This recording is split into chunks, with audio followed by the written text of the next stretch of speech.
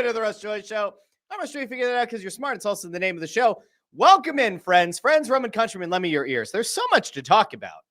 And is it such little time? I don't know. I guess we'll find out before it's all said and done. I think we'll have a general idea of how well or poorly things are going in the not too distant future. There's a lot to get into. We have the Eagles to talk about. We have to talk about the Sixers, the Flyers, and the Philadelphia Union have a scandal on their hands in the midst of a very exciting time with the semifinal coming up this week, this Sunday. There's now a scandal that the organization finds itself embroiled in. So we're going to get to that on the show as well. We will not today be talking about the fact that apparently, reportedly, the Phillies have expressed interest in bringing back young Harrison Bader to the fold. We're not going to get there today. I don't think. We'll see. But I think as of right now, we're going to Eagles, do a little talk about Los Sixers, specifically Paul George, the Flyers having things kind of in flux, and then the Union scandal will close that. Now, I will tell you that I took the time to try to figure out who the best person would be to bring on the show to talk about this whole Union thing, this whole Union story that was reported. And so on Friday, as of right now, on Friday, we'll have a guest on the show to kind of break it all down. We'll have like some initial observations, we'll call them here. And then obviously in the next couple of days, we'll update and we'll dive into it a little bit more on Friday and probably preview this weekend's game. But before we get there, we have today's show to worry about. And worry might not be the right word. I'm going to throw the comments on the screen here. We have a lot to get to and not a lot of time. What am I talking about? We have as much time as we want. We'll do it live. Speaking of doing it live, don't forget that today, later today, this evening, 6 o'clock in Northeast Philly, Snow the Goalie Radio over on WBCB, on YouTube, X, Facebook, the works. We will be all over the place. We'll be doing the show live. You'll be able to call into the radio station if you so choose. We got a lot of people calling in. It's pretty interesting. We got a lot of people calling in to WBCB, calling in to Snow the Goalie Radio. We love it. We appreciate it. We think it's fantastic. But we will be at the Chickies and Pete's on Roosevelt Boulevard, Northeast Philly. So if you don't have any plans tonight, or you don't want to cook tonight, or you want to come out and talk some puck, you are more than welcome to come join us. I would highly recommend coming out to join us at 6 o'clock. I'm going to throw this here on the old screen here for a second. Let's get the graphic. We have 3 shows this week over on the Snow the Goalie side of things. Most notably, we have Snow the Goalie Radio tonight. Let me take the comments down for a second. We have Snow the Goalie Radio tonight, Roosevelt Boulevard, Northeast Philly, 6 o'clock. We have the Press Row Show on Thursday night as the Flyers take on the St. Louis Blues. And then, of course, on Saturday, Flyers Devils down at the Xfinity Mobile Arena as well. So do us a favor. If you want to come talk some puck, find the Snow the Goalie crew, or you can follow along online on all the Snow the Goalie channels, YouTube, Facebook, X, the works. It'll be out there. Going to be a good week of talking some puck. Now, we will talk some puck on today's show, but we have other things that we need to get to as well. Now, I'm going to go over to the comments before we get started. Ford dropping a little Espanol this fine afternoon with a Feliz Miércoles. Chris Fried says within 9,000 steps of 10 million in 2025. Who else has logged 10 million steps in a year? I don't think. Could you really have done 10 million steps? It feels like a lot of steps. Let me figure out. Let's do a little bit of math. Hold on. What number day of the year is it? All right, so today is day 323. And so if we figure, all right, we're going to do a little bit of math here, which I know nobody agreed to on the show today. If I just do, how many million did he say? Did he say 1 million? 10 million. All right, so if we do 10 million, 1, 2, 3, 1, 2, 3. All right, so we do 10 million divided by day 323. That means Chris Fried is doing almost 31,000 steps a day. Now, I'm not here to call Chris Fried a liar. I'm not here to call anybody who goes out of their way to watch the show live on YouTube, Facebook, and X. I don't go out of my way to call people liars. You're doing 31,000 steps a day. What are you doing that you get to 31,000? I guess if you run a lot, I guess you could get a pretty high step count. And admittedly, mine is a relatively low step count. I am nowhere near 10 million steps for the year. I have no idea how many steps I'm in. So, yeah. Good on you, Chris. Good on you. Jay Grebby checks in. Good afternoon, Russell and Russettes. Hello, Jay. Thanks for being here. Let's see.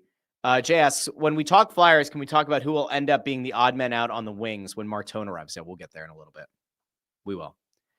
Connor Buss talking about needing to find a new sporting director for the Union. Allegations are damning. We'll get there a little bit later on.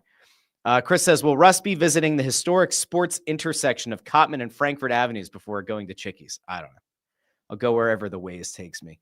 Joe Fisher says, Russ, see the BS. The Mavericks fired their GM, and it reported they may be looking into moving Anthony Davis. And yes, he is linked to going to the Sixers. Do you think this happens? Well, one, no. I can't envision a scenario where the Sixers look to make a move for Anthony Davis. The only thing that maybe makes sense. All right, let me throw out a really crazy hypothetical that has absolutely no backing and no basis in reality. I just want to do a quick comparison.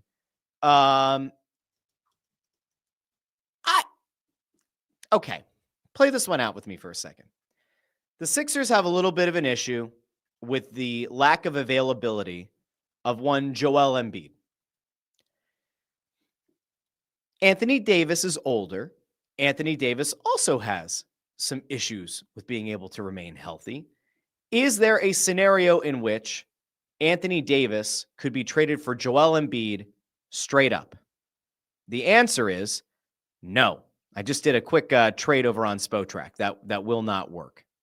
So here, I'll take you behind the curtain. This is all the magic that happens on the show with no producer, right? It's just little old me. So I went over to Spotrac because I know Spotrac says they have the best trade tool in the business. So let's go over here real quick. So I just did a straight up trade.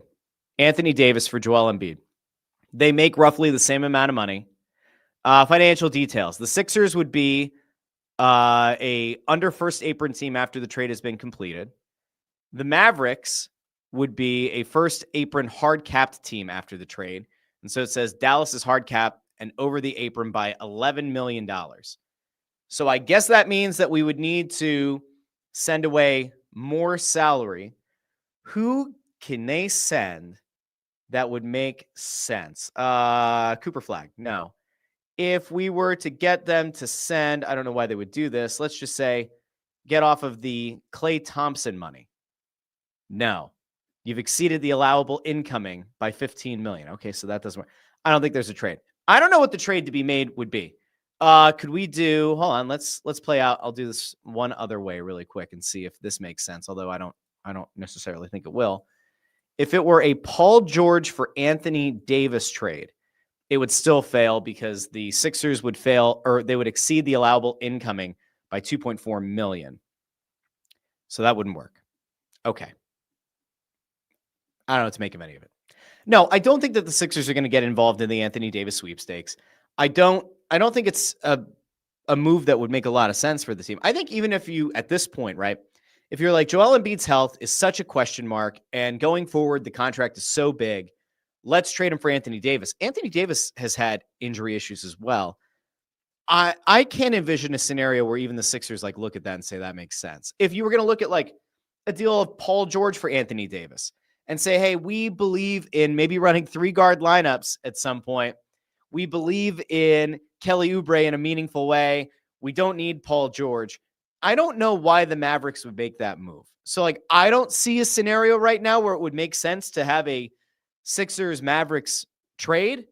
If somebody wants to put something into that trade machine and let me know what makes sense, like we can have that conversation. I just don't see it. But then again, I haven't gone out of my way to like really try this every day, right? All right, let's see. Let's see. People are asking Chris what he does for work that he does 30,000 steps a day. Amadeo says if you live in New York City, it's probably easy. That might be true. Connor Buss here with a good point about the Sixers. Drummond becoming a 3-point demon in year 14 is certainly something.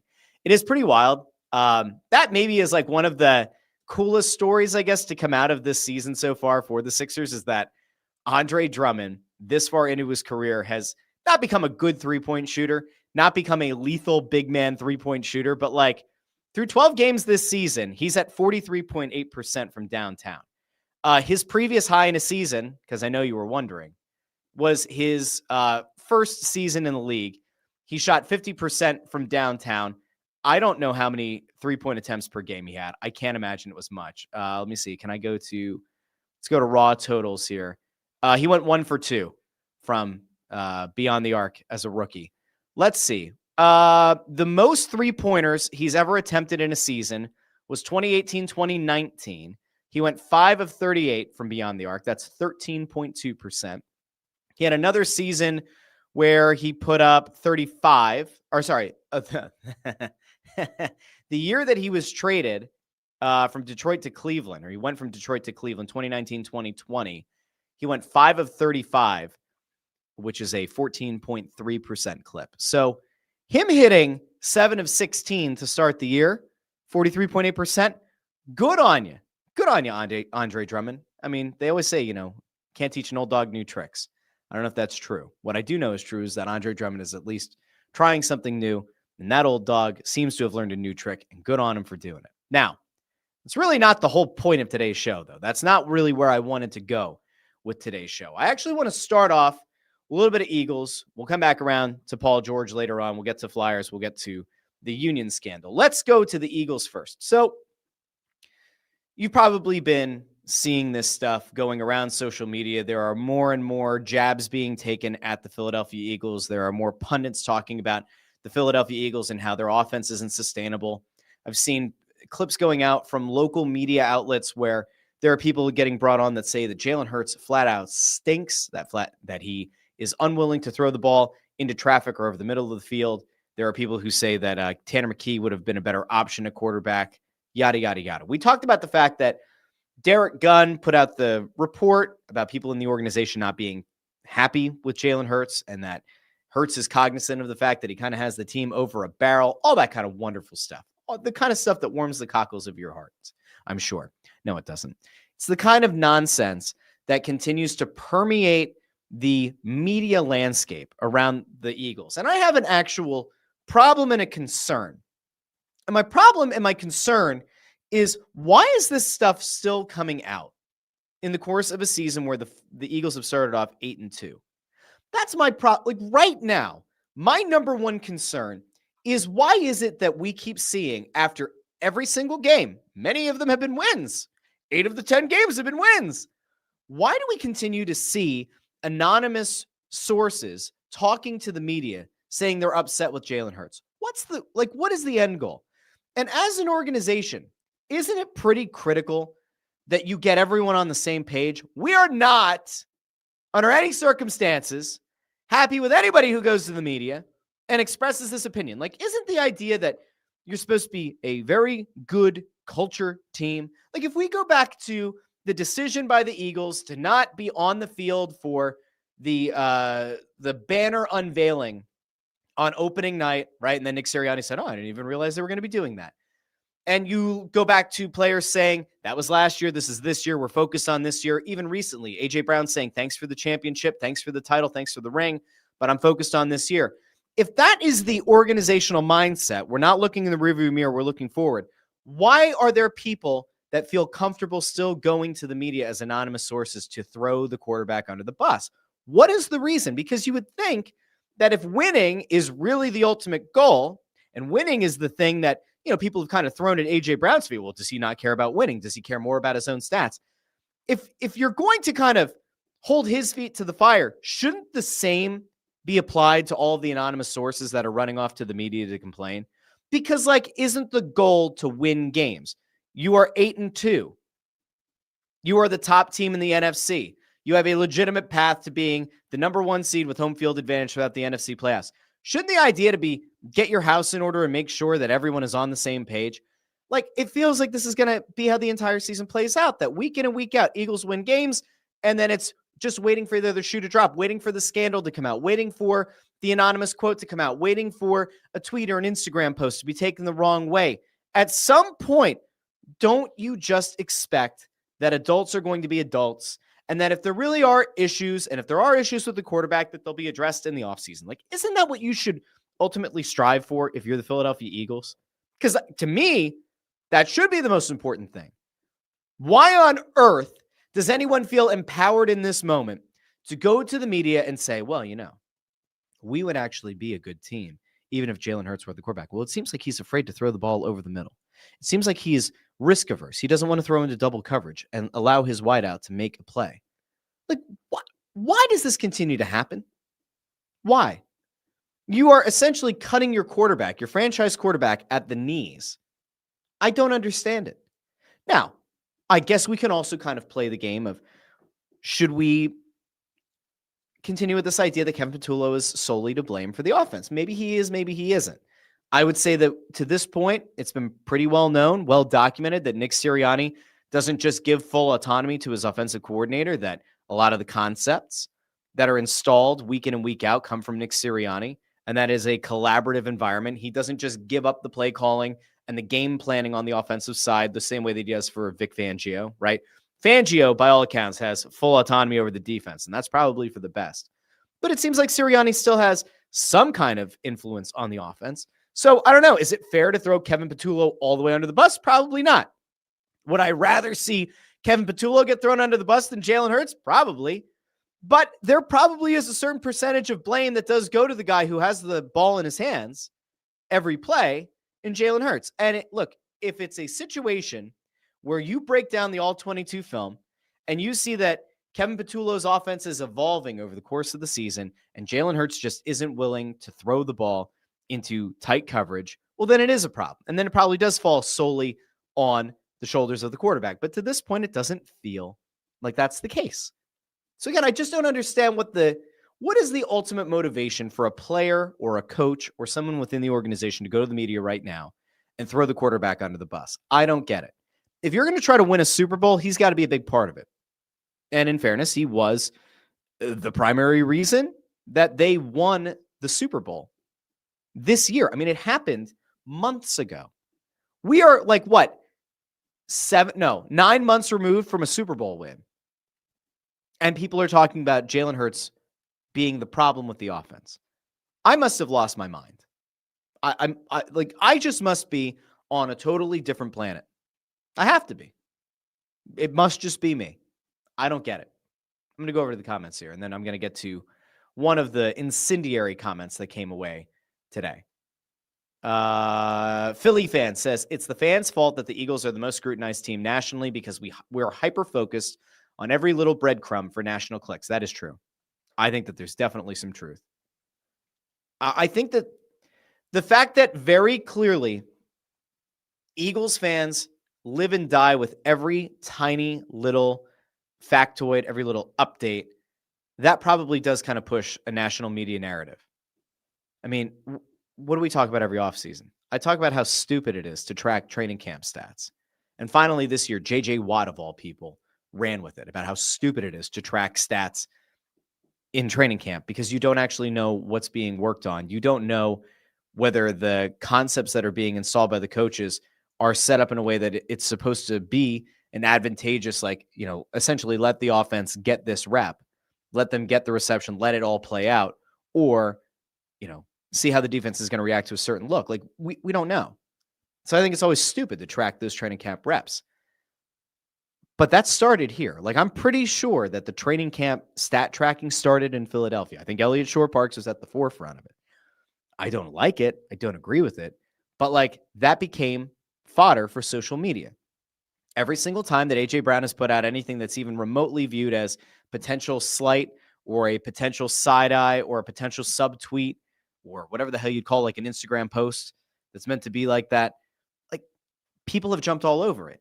And if that's going to rule the day and that's going to increase ratings on a national scale, well, then guess what? The national media is going to talk about the Philadelphia Eagles as being a dysfunctional franchise. Now, I didn't play the clip on the show on Monday, but there was a clip from last week where Cam Newton went out of his way to say that the Eagles are like a dysfunctional ticking time bomb. And that it's not a matter of if, it's a matter of when it all explodes. And then the Eagles went out and they took down the Detroit Lions, who Cam Newton said the Eagles would not be able to beat. So, we try not to give Cam Newton too much oxygen on the show because his opinions are almost as ridiculous as the hats that he wears. No offense to Cam Newton. He's a well-dressed guy. If you're into that kind of thing. I mean, he kind of looks like a guy who got dressed in the dark at a Salvation Army. And then he puts on a hat that Smokey the Bear would be proud to wear. He's an odd dude. A former league MVP who seems legitimately to be rooting for the downfall of players that are going to ultimately have probably a better all-time legacy in the game. Cam Newton never got it done in the Super Bowl, was never able to lead his team to the pinnacle of the sport and hoist the Lombardi Trophy. It does feel like a weird disdain that he holds for Jalen Hurts, and he's just going to continue to double down on it until inevitably Jalen Hurts isn't a starting quarterback in this league. That might be 10 years from now, but whenever that is, I'm sure Cam Newton's going to be ready to dance a salsa or something on Hurts's grave as a starting quarterback. Until then, I don't know. Amadeo says, I'm tired of the drama. I'm also sick, which makes me more tired. Well, there you go. Let's see. Joe Fisher says they are winning, and yes, it's been ugly, but they're still winning, aren't they? Losing must not be real Eagles fans or people just jumping on the bad in case it happens. They're still winning. They aren't losing. Must not be real Eagles. Okay. So the people who, okay, got it. Let's see. JH says Marcus Hayes must be feasting well on this drama. He 1000% is. Has to be. Like, has to be. I can't imagine. If the Eagles were to go on a 3-game losing streak, 4-game losing streak, Marcus Hayes will have a column ready. If the Eagles get bounced early in the playoffs, Marcus Hayes will have a column ready. You can guarantee it. That shit is like on lock. We know that's the case. Let's see. Philly fan says, blame Howie for allowing Nick to make Kevin Patullo the offensive coordinator. Should have gone out and found the offensive Fangio, not Mike McCarthy, but someone like that. I think that there's some truth to the idea that you should have gone out of the organization to bring in an offensive coordinator. Now, it worked with Kellen Moore. I think that there's like a pretty good chance that if you had brought in somebody with fresh eyes, that it might have worked out better. The question is, this is the second time that Nick Sirianni has promoted from within, and it's the second time that we've been really frustrated with the Eagles offense. I guess the question now becomes, were these decisions made, both offensive coordinators that he's promoted from within, were those decisions made because they were going to be yes men to Nick Sirianni? Does this speak to Sirianni's unwillingness to admit that maybe his offensive concepts aren't perfect? Is the reason that Kellen Moore was willing to go and take a bad job with the Saints rather than stick around for one more year and have a better selection of jobs, was that because of friction with Sirianni? I don't think it's that. I really think that that's just, there are a finite number of head coaching jobs available and you're going to jump on it. You don't want to go back to where you were, even though it was a Super Bowl win, you don't necessarily want to go back, see your stock fall, and then not have a head coaching opportunity the next offseason. But I think they're in a weird spot because if Sirianni just wanted to have a yes man as his offensive coordinator, well, this is kind of the result, right? There's nothing unique about the Eagles offense. As people are kind of doing the breakdowns of the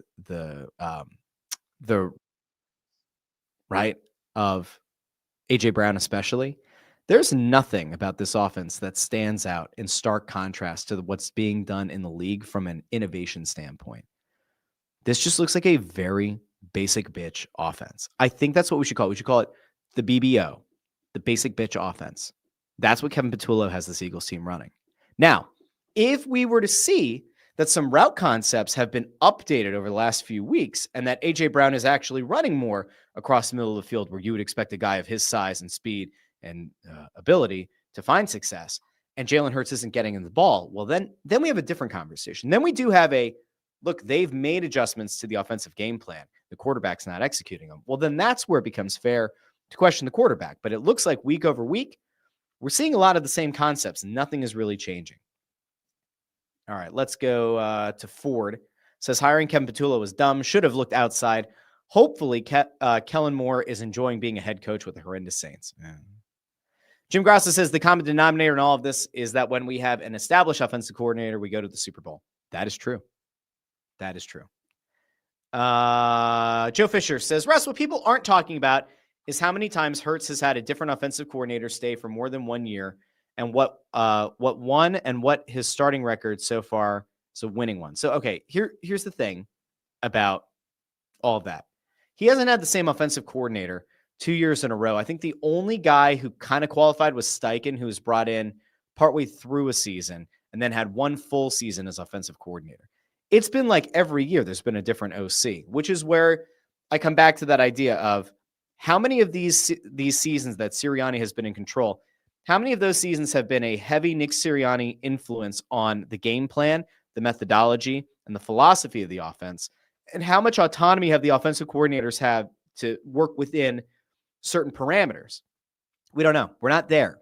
We're not part of the installation of a weekly game plan, right? The only people who would know how much influence and autonomy the offensive coordinators have are the offensive coordinator, probably the position coaches, and of course the head coach himself. Other than that, I don't think there are that many people who would have a realistic idea or a realistic answer. It's a problem, though. It is. All right. I'm good on that part. Now, I do want to bring up a quote that came out today, and this is honestly like just part of where this whole frustration came from today.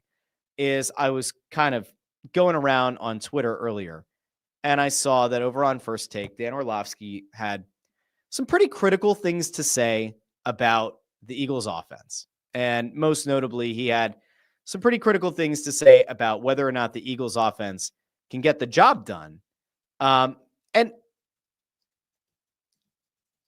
look, I think a lot of the people on ESPN very clearly are not throwing shit against the wall to see what sticks, but I think there's definitely a belief out there that when you throw certain incendiary ideas out, it's going to catch fire. And so Dan Orlovsky went over on, I thought it was over on First Take. Maybe it was on NFL Live. He came out and said that he just doesn't see a scenario where this Eagles offense is good enough to win a back-to-back Super Bowl. And that is deeply concerning on a few levels. And I guess the question is going to be, going forward, what is the likelihood that the Eagles are actually able to get it done? And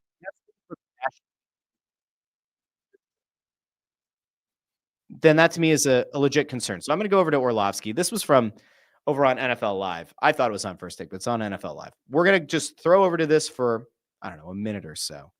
And then we'll come back and reconvene. And then we'll probably move on to one of the other teams. But I usually like a lot of what Orlovsky has to say. I think he's relatively level-headed for a national media pundit.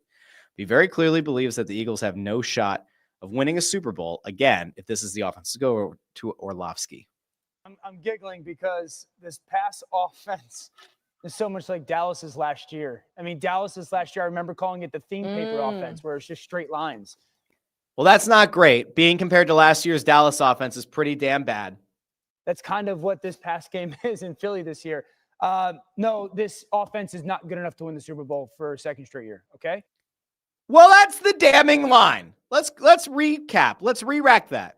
Here. No, this offense is not good enough to win the Super Bowl for a second straight year, okay?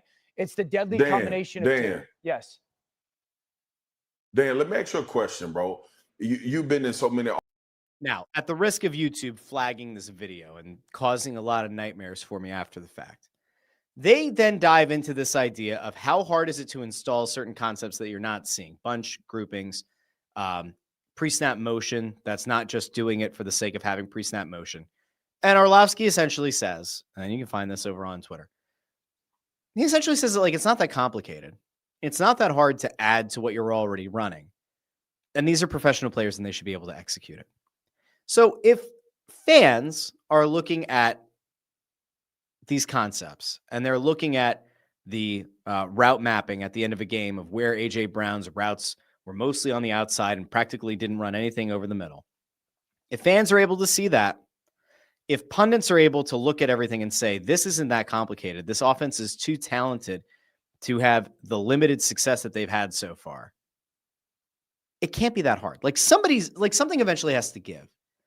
I don't see Nick Sirianni making a change at offensive coordinator because, again, if the idea was Patullo's a yes man, well, he's not going to get rid of a guy that he brought up internally. It's also a bad look on the head coach if two of his last four internal hires or internal promotions have been total duds. It's not a good look for the head coach, even though he's had a ton of success to start his career, including the second Super Bowl in the history of the franchise. I don't know. Let me see real quick. Philly fan says you can say Orlovsky is running with this one right out of the back of the end zone, of course. That's pretty good. That's pretty good. Jason Franklin says this makes it sound like Jalen has much input in the game plan. Well, I would assume that he's got some, but ultimately he's the one that executes it. So even if he doesn't agree with the concepts, I mean, he has the ability to call different things at the line. Will Griffin says, at least the Eagles have officially broken the Chiefs. I'm much more concerned about the tush push being broken. That was our bread and butter. It's a fair point. I mean, there was a 3rd and 1 call. We talked about this on Monday's show. There was a 3rd and 1 call against the Lions where they should have theoretically gone with the tush push, but because of injuries on the offensive line and seemingly a lack of confidence in that group, they didn't call a tush push. They got stopped. I agree. That is a concern. If your surefire, no-brainer play is no longer as effective, it's a problem. Okay, I'm done with the Eagles for now. I'm done with them. We love the Eagles, but we're done with the Eagles for now. I want to get to a couple of other things. The Flyers, I guess we could jump over to the Flyers for a second. I'll be doing a lot of talking about them over on Snow the Goalie Radio tonight. But they are back in action on Thursday night taking on the Blues. Now, they didn't exactly have a barn burner of a good weekend. They only played one game. Played on Saturday. They got their doors blown off by the Dallas Stars 5-1. There's a legitimate concern that I have about the team right now. I have 2 concerns, kind of 3, but we'll say 2 for now. So one of the concerns is just in net. And the game against Dallas doesn't scare me from a Dan Vladar perspective. It wasn't his best performance, but I wouldn't say all 5 goals were on him. So you kind of zoom out and you go, all right, Vladar, he's allowed to have a not great start every once in a while, especially considering the fact that he's been pretty damn lights out this entire year. I mean, the only 2 games that I think you can point back to and say, oh, those weren't great. Was it a Saturday game against the Maple Leafs that he got pulled early in the 3rd period, and then he had this game against the Stars. On the season, though, Vladar is 6-4-1. He's got a 242 goals against, which is 8th in the league, and he still has a save percentage over 900. It's a 909 save percentage, which is 12th in the NHL. He's no longer at, number 2 and number 3 in each of those categories, but he's still a top half of the league, or top half of the starters in the league. So, you say that's still pretty good. The bigger concern that I have is with the guy who's his backup right now, Sam Ersson, because Sam Ersson has not looked good at all. Now, Ersson did get a shootout win against the Blues last week, but those numbers that he's put up so far have been horrifically bad. And kudos to him for being legitimately awesome in the shootout. But he's got a 3.3 goals against. That's 43rd in the league. He has an 846 save percentage. That's 51st in the league. He's 3-1-2 on the season. I don't have a whole lot to go off with Sam Ersson to instill some kind of confidence. But let's just take a goosey gander at his last 5 games in between the pipes for the Flyers. All right. Played against Winnipeg at home, lost 5-2. Played at home against the Islanders. They won 4-3 in a shootout, so 3 goals allowed. They won a shootout 3-2 at home against the Penguins. So you'll notice that shootouts are a big part of this. They lost 3-2 in overtime at home against the Senators. And then, of course, they won 6-5 in a shootout against the Blues. And you can look at that on the surface and say, all right, the goals against aren't that bad, right? There's a couple of 3-goal allowed games. There's one that you only allowed 2. And yeah, there's a 4 and there's a 5. Here's the problem. To this point in the season, Sam Ersson hasn't done anything to inspire any confidence that backup position is solid. And one of the things that I've been saying since the start of the year is Dan Vladar being as exceptional as he's been is great, but it kind of covers up some of the imperfections on the team. Makeup would maybe be a good comparison here, right? You got a bad pimple, maybe you put a little bit of concealer or whatever, a little bit of cover up on there. I don't know all the terms, right? I'm just a dumb guy. I don't know. But you could put a little bit of something over a really nasty zit. And if nobody's looking super, super close at your face, you might not notice it. Maybe you got some wrinkles on your forehead. You put a little bit of toner on there, kind of tighten it up a little bit. That's all fine. But when you wake up in the morning, those wrinkles are there. When you wake up in the morning, that zit is still there. And you know what? If you scratch that zit and spread all of that nastiness into other pores on your face, guess what? high likelihood that you're going to get more of those ugly zits. Chances are, if you're stressed out and your life is kind of chaotic, more of those wrinkles are going to start to appear. You can put makeup on each of these little imperfections, and for a while, it'll kind of work. It all comes out in the wash. 3-1-2 as a backup isn't the worst thing in the world. He gets wins in shootouts. He's 3 shootout wins this year. All 3 of his wins have been in shootouts. But it's the rest of the time that the problems really come to a head. No pun intended, but kind of. See, the Sam Ersson problem as the backup netminder for the Flyers is like a Mount Vesuvius level pimple that's about to land right between the eyes before the biggest date of his life. That's what Sam Ersson's season has been so far. And we can even go back to last year, where the groin injuries sent him to injured reserve multiple times and led to a weird 3-goalie rotation.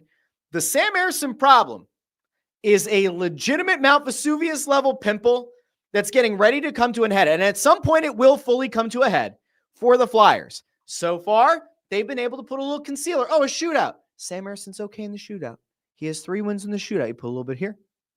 Oh, Dan Vladar was in the top 5 in goals against the save percentage for a good chunk of the season.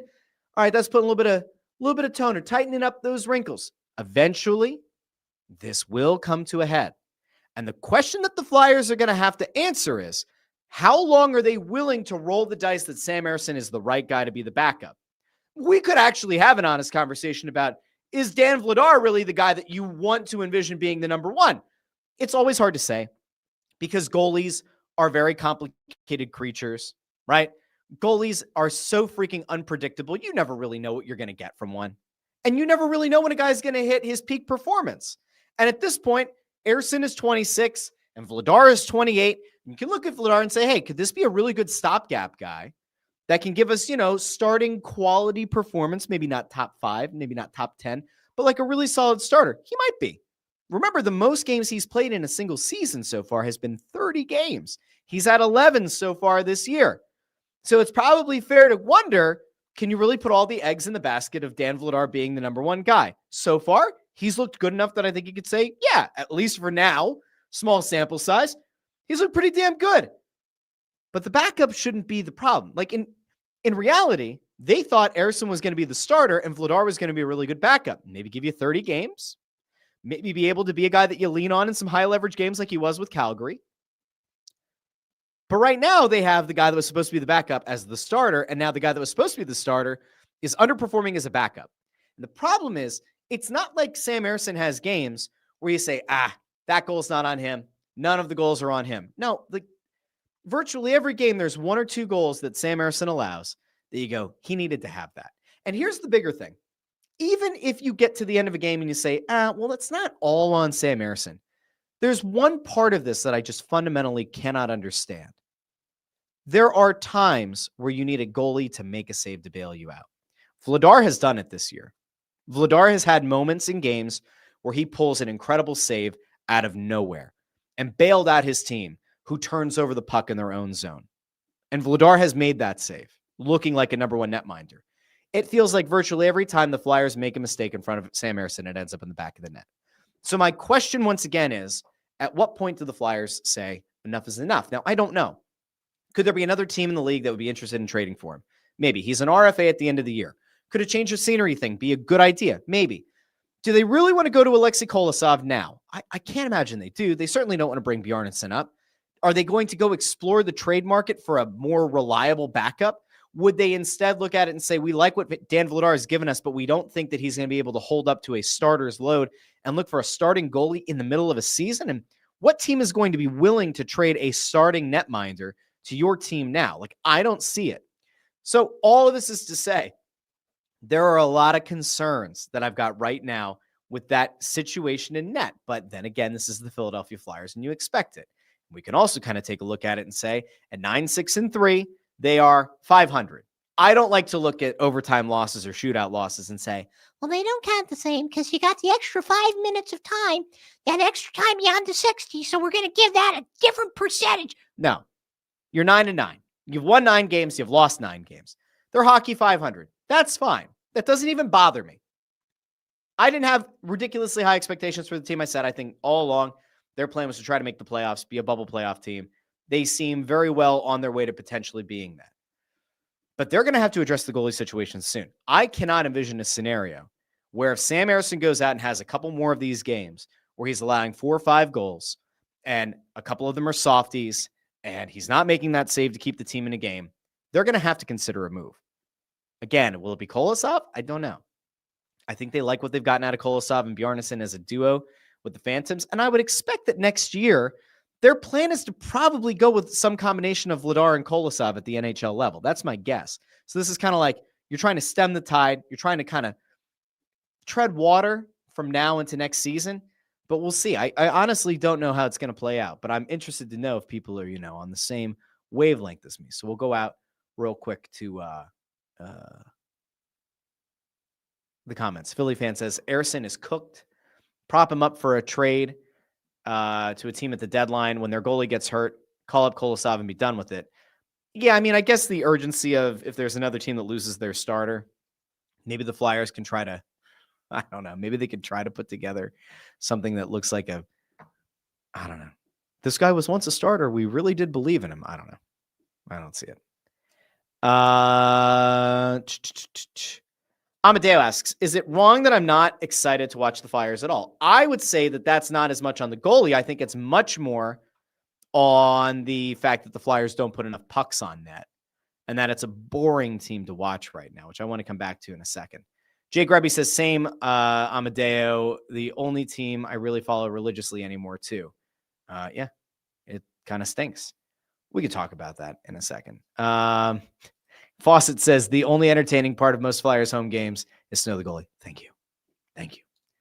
Will Griffin says, as long as we drag, keyword drag, Ersson to the shootout, it's an automatic win. Once he starts losing those, he'll have zero value. At least his stats keep us invested, or his starts keep us invested. Tips line got the only goal on Saturday.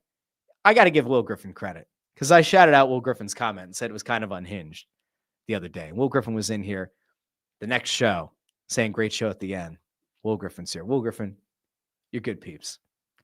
No, he's right though. If they start getting to shootouts and Ersson starts losing them, then yeah, you're gonna hate. There's gonna be a lot of hate for Sam Ersson beyond what the typical disdain might be right now. Michael, Mr. Kelly. Mr. Kelly. We're going by the Italian here. Mr. Kelly says, firing Torts is not the problem. It's who replaced them. Okay. So the idea that firing Torts is, I don't know what okay. Let me kind of unpack all of this. Tortorella is an issue. That is as far as it has to go. Tortorella was an issue and was a malcontent by the end. And also had words with Cam York that you probably shouldn't have as a coach of a team. Torts ran his captain into the ground and then kind of humiliated him. Torts lost the locker room. That's it. Right. So like there wasn't a scenario where Torts was going to continue to coach here for 3-4 more years. And it was going to be like rainbows and smiles, or that you were going to get a Stanley Cup contending team. Was the Tocchet hiring the right one? Well, if you go back to episodes from the end of last year through his actual hiring, you can find a lot of episodes where I was like, this isn't a very inspiring hire. And like, there were concerns. There was the Elias Pettersson concern about him going from being like a legitimate, like 100-point player to not that. There were issues with the locker room in Vancouver. And so then you start to wonder, are those kind of issues a systemic thing? Are they tied specifically to that organization? Are they a Rick Tocchet problem? I'm not ready to say that they're a Rick Tocchet problem. What I will tell you is that like Tocchet's team here is playing similarly to Tocchet's team in Vancouver, which I believe played pretty similarly to Tocchet's team in Arizona. Like I am not convinced at this point that you're ever going to see a Rick Tocchet team that's going to put 30 shots on goal and is going to be a joy to watch. I think you're going to watch a team that in theory is a strong defensive team that is going to still cycle the puck better than I think Torts' team did, at least on the power play. And they're going to be a team that pounces on opportunities and mistakes and ends up winning a good number of games, but maybe doesn't become a powerhouse in the conference. Now that could change. It really could. And Tocchet had an incredibly great season. Was it 2 years ago with Vancouver? Like, they can reach some pretty cool heights. But the question is going to be whether or not Tocchet's the right guy with this set of players. And right now, I would say that, like, on the whole, you've seen Tyson Forster, when he's healthy, take some significant steps forward. You've seen Drysdale take some significant steps forward. I wonder how much of that kind of comes back to Bradshaw last year, and maybe kind of getting his head back on, right? But Drysdale's looked better. York has looked better. We continue to talk about how Sanheim looks like an actual number one pairing, not a number one overall defenseman, but like a top pairing defenseman. I would make the case that this team on the whole is still heading in the right direction. Mishkov's minutes have been a point of conversation. Doesn't necessarily mean that it's fair criticism. It doesn't mean it's unfair criticism. We're still only 18 games into the season. If 40 games into the season, Matvei Mishkov is barely getting like third line minutes, or is like one of the 4 or 5 fewest played forwards in terms of minutes, well, that'll be concerning. Unless the Flyers are just on the penalty kill a ton, which obviously means they won't win a lot of games. We can maybe come back to it. Let's say like the 30 game mark. Let's see how things are kind of trending. I'm not ready to say that it was a terrible hire. I think it's been an okay hire. It hasn't blown the doors off anyone. I also don't know anybody who thought that this team was going to be, roughly 500 at 9-6-3. All right. Let's see. There's more over here. Philly fan says Carter Hart wanted a fresh start, but nothing is stopping the Flyers trading for him and saying, how's that fresh start? Welcome back. Yeah, there is. I mean, there are a lot of things that are stopping that from happening. He didn't want to play here. He didn't want to come back here. And like, I will say this. This is the thing that is still mind-blowing to me, is that there were people in the organization who wanted to bring him back and didn't seem to think that there would be a big enough public blowback that it would have been problematic for the organization. I mean, if they had brought him back, it was just opening Pandora's box. It's a good thing that he moved on, and he will probably find a good amount of success with Vegas. But he ain't coming back here. They ain't trading for him. It ain't happening. Chris Freed says the Flyers of 2025 remind me of Gabe Kapler's first season with the Phillies, just without the coconut oil. Yeah, I don't think Tocchet would want to wear a cheetah Speedo and douse himself in baby oil either, or coconut oil. Let's see. Will asks, is Kolosov better than Ersson? Legitimate question. I feel like we have 2 B and 1 C goalie. By the way, as a Penn State fan, I'm all for the tank to go get McKenna. Let me take the second part of that first. McKenna has not looked like a generational guy at Penn State yet. It doesn't mean that he won't be. It's just wild to me that, like, going into the season, people were talking about him on the same line as like Connor McDavid, or about like a Sidney Crosby being a generational prospect. So far at Penn State, he's been good. Sometimes he's been very good, but he hasn't looked like the bona fide number one stud and generational talent that people have hyped him up to be. They're also not going to go in the tank intentionally to go get McKenna. Is Kolosov better than Ersson? I don't know. I think we'll have a better idea of what Kolosov is if he gets to stay virtually the entire season with the Phantoms and then comes up next year. And again, I think that is their intent as an organization, is Kolosov plays his full year at the Phantoms, provides some decent shielding, right, for Bjarnason. Kolosov goes up next year. Bjarnason takes over as the starting goalie of the Phantoms in 26-27. And then Kolosov and Vladar battle it out for the top spot, the top number one job in net, unless some unbelievable talent becomes available on the trade market, and then, let the chips fall where they may.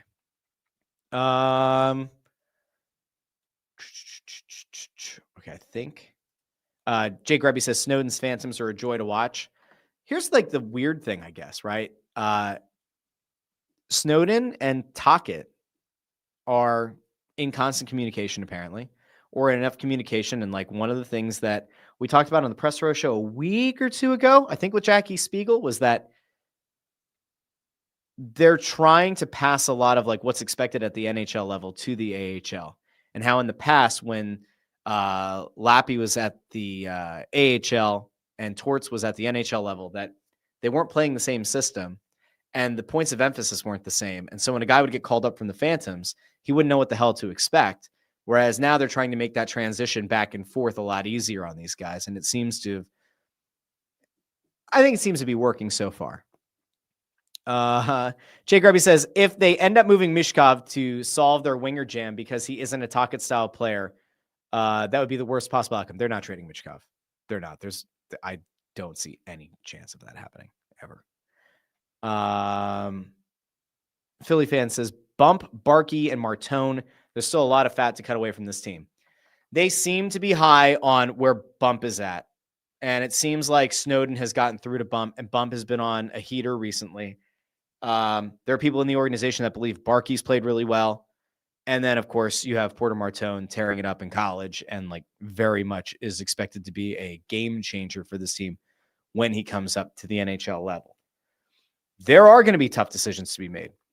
I think everybody knows where I'm at on Owen Tippett. I just don't think that he fits here from a personnel perspective. I just do not see a scenario where it makes a lot of sense for him to be a long-term piece of this puzzle. I don't think they're going to move on from Brink or Forster. So you're left with like very few options of who you're going to move. I continue to kind of wonder where they're at with Konechny right now. I still think that there are a lot of teams in this league that would happily make a move for Konechny. And that as the cap goes up, an $8.25 million cap hit or whatever it is for a guy that brings what Konechny brings to the table, potential 30-ish, 35 goal upside. Like to see it be a little bit higher, but 30, 35 goal upside. A guy who can get under the skin of the opponents, a guy who's like a pretty decent playmaker, can get you 75 points, maybe. Like, is that kind of fair? Maybe like a 75 point kind of average. If he's on a better team, I think you'd see higher point totals than where he's been at for his career. Are there teams that would be interested in that? I would say probably. His highest point total to this point is 76 last year in 82 games. I think that on a better team, Konechny is probably a very consistent 70-plus point performer. That's my guess. Maybe he goes higher. I don't know. He hasn't played on great teams in Philadelphia. So it's kind of tricky to put all the way out there. But like Konechny, I think would have interest on the trade market. I think Tippett would too. Obviously, a Forster and a Brink would have interest as well. I just don't see the Flyers moving off from those guys. So that's where it gets really tricky. Amadeo says they never should have extended Konechny. I had a lot to say about the potential AAV and the potential term when that contract came out. I don't think that it's done a lot to help. Now, Philly fans interesting here with Phillies padding Dvorak stats to probably be the best center available at the trade deadline, like the Islanders did last year for Nelson. So if the Flyers were to get to a point where they feel like Zegras could be a responsible 200-foot player at center, well, then that does kind of free up a spot in the lineup because you'd move Zegras back to center. Dvorak, maybe you would trade at the deadline. And if you did that, that would open up a spot for a bump. Or maybe at the end of the year, depending on how things go in college, could a Porter Martone make the playoff roster for this team if they are in a legitimate playoff hunt, or if they do end up qualifying for the playoffs? I don't know. We'll find out. All right. I've gotten really bogged down in this Flyer stuff. I wanted to get over to a little bit of Paul George really quick, and then we have to talk very briefly about the union scandal before we get into it a lot more on Friday. But Paul George showed up, played in his first game all season for the Sixers against his former team, the Clippers. And like, he didn't light the world on fire, right? It was a perfectly fine first game. He ended up putting in 21 minutes of work for the Sixers, had 9 points, 7 rebounds, shot, I think it was 1 of 4, if I remember correctly, from downtown. Didn't have a great shooting night. 9 points, 7 rebounds, 3 assists, 2 blocks. Was kind of involved pretty well. Didn't feel wildly out of place. I will come back to the same thing that I said on Monday, in that, like, there's a scenario here where as the season goes on, if his body reacts well and he's able to be in the lineup pretty consistently, it will be a very valuable thing for the Sixers to have a guy that can handle the ball as well as he can in that position, and to take a little bit of the pressure off of Tyrese Maxey and eventually some of the pressure off of VJ Edgecombe. If Jared McCain ever regains his form, which Jared McCain does not look right, off of Quentin Grimes, like, would it be helpful to have another good ball handler and somebody who can slash to the rim? Like we still expect Paul George to be able to do at this point in his career. Yeah, it'll help. Can he be a guy that like is routinely shooting under 30% from three and make this whole thing work? No, that'll have to get better. But it was one game. Here's the actual concern that I have, though. So they played on Monday night. It's now Wednesday. Paul George is out of the lineup tonight. He will not play tonight for the Sixers, which I find like pretty deeply concerning because why? Like, he played 21 minutes on Monday night. It's not a back-to-back. Why is he not playing tonight? Did his body not react well to a 21-minute performance? Like, he said after the game on Monday, he felt rusty but felt good.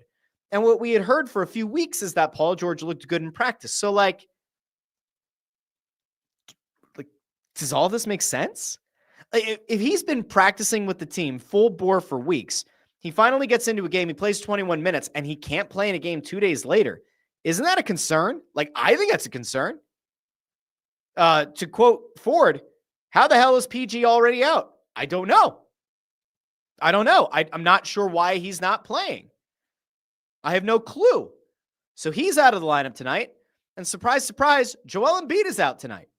So not ideal. Like, there you go. We had the Jared McCain injury, the UCL issue following the meniscus surgery. Kelly Oubre is out. Joel Embiid is just out. And now Paul George, 2 days after making his season debut, is out. That is legitimately an issue, and I don't fully understand why this is happening. It is not a back-to-back. Fisher says Ford, they say he, like Embiid, will not play back-to-backs, except it wasn't. He played on Monday. They had an entire, they didn't have a game yesterday. I don't fully understand why he's not in the lineup tonight. I find that concerning.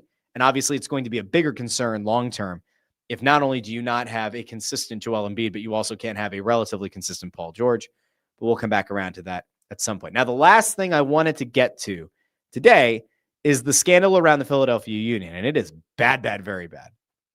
So there was a report that came out about Ernst Tanner, the sporting director of the Philadelphia Union. And obviously, the Union have a really big week ahead of them. On Sunday, for the first time in 22 days or whatever, they're going to play an MLS playoff game after they dispatched the Chicago Fire in 2 games. They're finally going to take the field again against NYCFC.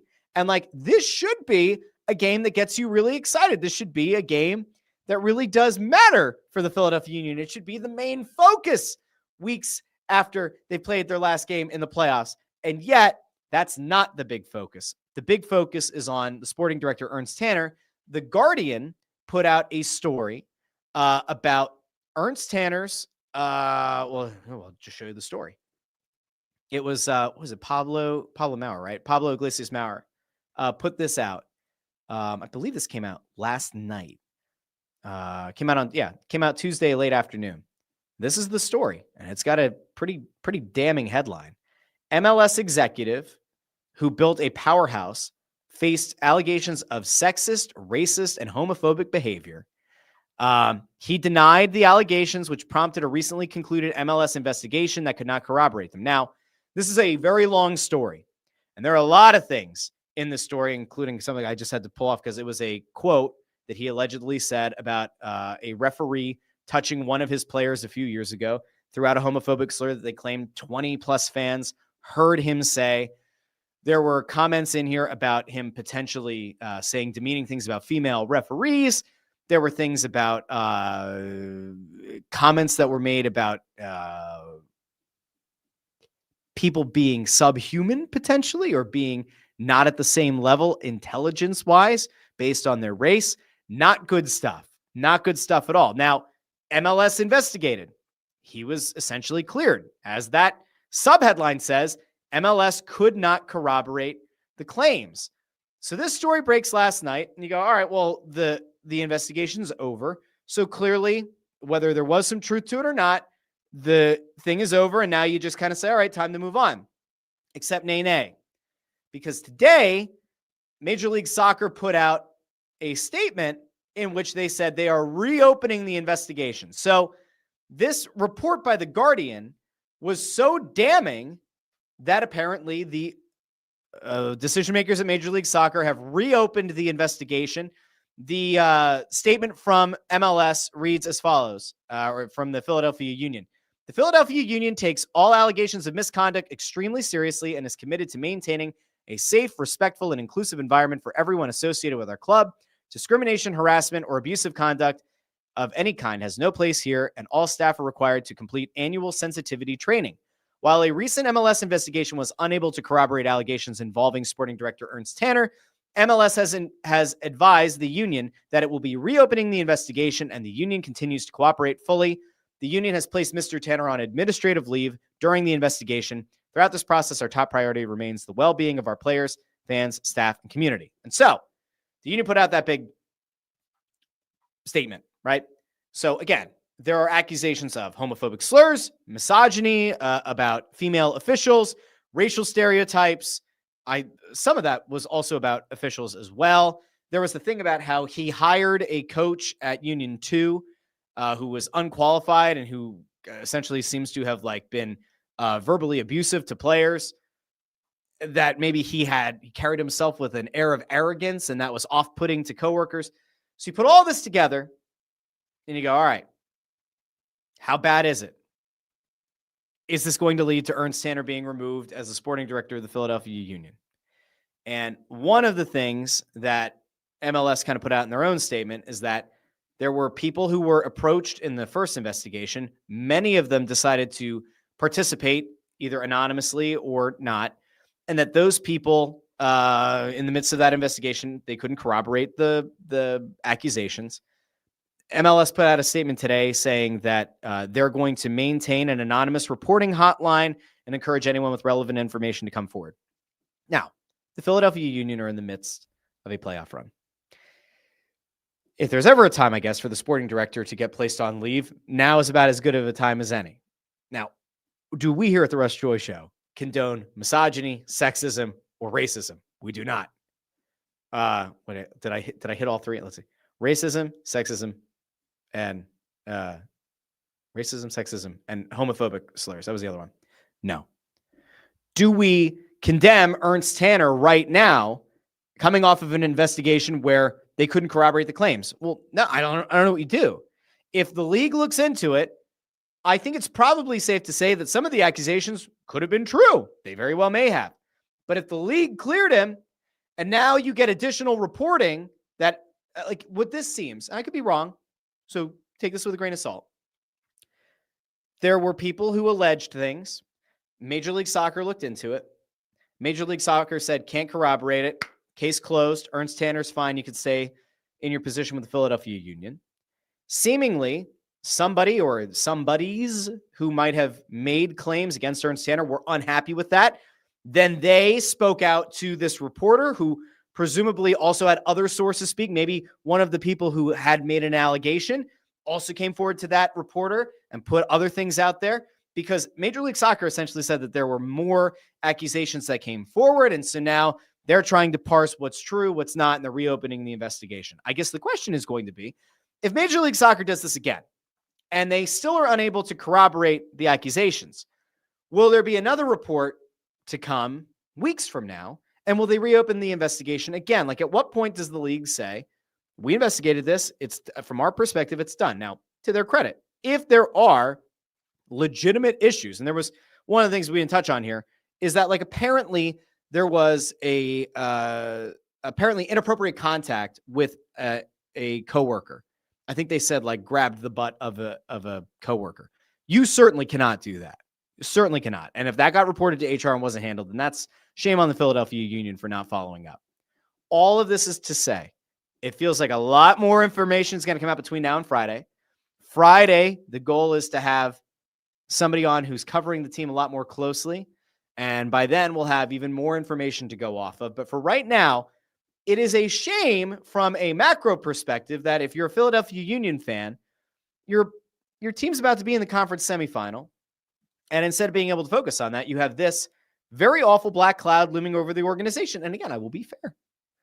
This is a thing that, if it is proven to be true, is a horrible black eye on this organization. And I would even make the argument it's probably a pretty big black eye for the league itself if they were able to clear this guy. And now it looks like they maybe shouldn't have, right? will I compare this exactly to what happened in the NBA with the gambling scandal where they cleared a couple of guys only for the FBI to turn around and say, nay, shouldn't have been cleared. Here are some additional facts that you were unaware of. And now we as the feds are able to bring to the forefront. I don't know. I don't know if it's totally fair to make that one-for-one comparison, but it doesn't look good on the league if you cleared the guy and now you're reopening it again based on this report. I don't know. We'll see what happens. Ultimately, if these things are proven to be true and are corroborated, well, then you're probably looking at Ernst Tanner getting let go by the Philadelphia Union, which from a, is that the fair thing to do? Is that the right thing to do? If all these accusations are true, yeah, there's no place for any of it. I will also note that, this guy might be the best executive in the entire league. He certainly is the best executive the Philadelphia Union have ever had. And so if this ends up turning out to be true and he gets let go and it's found that that is the right thing to do, that puts a massive hole, by the way, in the Philadelphia Union's building of a team.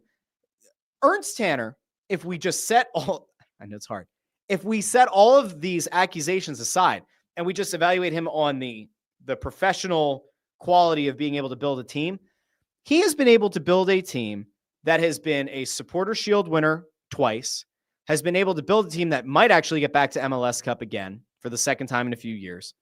And he's done it with little to no financial support relative to other teams in the league. And that is a commendable accomplishment. And at the same time, if he's done that while also being potentially misogynistic, racist, and homophobic, it's not great. It's not great at all. You don't put those things on the scale and say, they kind of balance out. He's such a good executive. You can't. So we'll see over the next couple of days what truth comes to light. We'll see what this new investigation finds in the next couple of days. And again, we should have somebody here on Friday who covers the Philadelphia Union to talk about it. So we will see. Connor Buss says he let the power get to his head ultimately. Might get cleared again if they can't corroborate the stories, but either way, the Union should fire him. I don't think if they can't corroborate it, I don't think the Philadelphia Union are going to fire him. I really don't. I don't think it'll happen. I think they're going to look at it and say, this guy's too damn good. But I could be wrong. Amadeo says, it's not a Philly team without drama. That is correct. And Connor says, the fact that so many accusations are there and it's being reopened is not good as he is. As good as he is, I'd rather he leave or be fired. We'll see what ends up happening. So, again, we will touch on that topic again on Friday. Until then, this has been the Russ Joy Show. I've been Russ Joy, but you knew that already because you're smart. It's also the name of the show. Don't forget, tonight, Wednesday night, depending on when you're watching this or listening to it, Wednesday night, 6 o'clock at Chickies and Pete's on Roosevelt Boulevard in Northeast Philly. We're doing Snow the Goalie Radio from 6 to 7. That'll also stream on all the Snow the Goalie platforms. So if you want to come talk puck, come out to Chickies and Pete's. Let's talk some puck. You can give us a call over on the radio as well. If not, we'll be back also on the Snow the Goalie channels on Thursday night for Flyers Blues, the Press Row Show. You can check that out. For the purposes of this show, however, I will be back on Friday. We will dive into all of the biggest stories in Philadelphia. So a big thank you to each and every one of you who tuned into the show. A big thank you to all of you who were in the comments section today. There were many of you today, and I want to thank you all for joining me on Facebook, X, and YouTube. If you like the podcast feed and you like listening to podcasts better, good news. You can tune in after the fact over on Apple Podcasts, Spotify, Pandora, Amazon Music, wherever you get your podcasts. So again, until Friday, this has been the Russ Joy Show, and I've been Russ Joy. But you knew that already because you're smart, and it's also the name of the show. Have a wonderful Wednesday, and I will talk to all of you Friday here on the Russ Joy Show. Bye now.